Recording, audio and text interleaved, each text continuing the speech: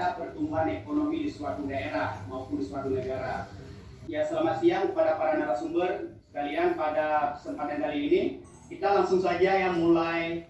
Untuk yang pertama oleh Bapak Husin Bagis. Investasi, sebelum kita bicara investasi, ada baiknya Anda tahu sendiri atau tahu sendiri sekarang ini hubungan kedua negara tidak banyak dia punya follow up.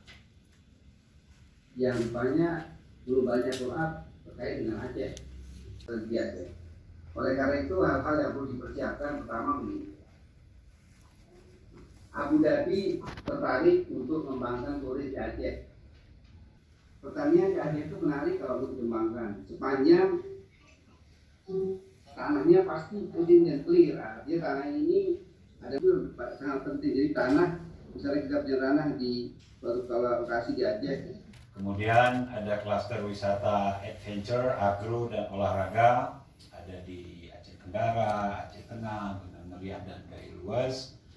Dengan berbagai potensi tersebut, kita sangat mengharapkan kehadiran investor untuk pengembangan sarana prasarana pendukung investasi.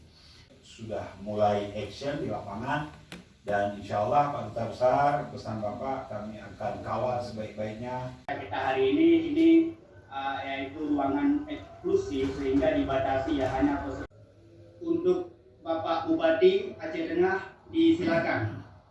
Para bupati yang hadir dalam webinar ini yang dimaksudkan untuk mengkaji baik secara ilmiah maupun kebijakan terkait investasi di Aceh. Di samping itu Aceh Tengah juga merupakan penghasil kopi Arabica Gayo terbaik di dunia.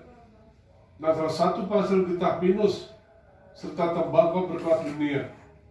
Pembangunan homestay, kemudian juga KP-KP yang ada di Aceh Tengah. Untuk sementara ini digratiskan perizinan maupun pajaknya. Bapak Abdul Muslim ya, sebelum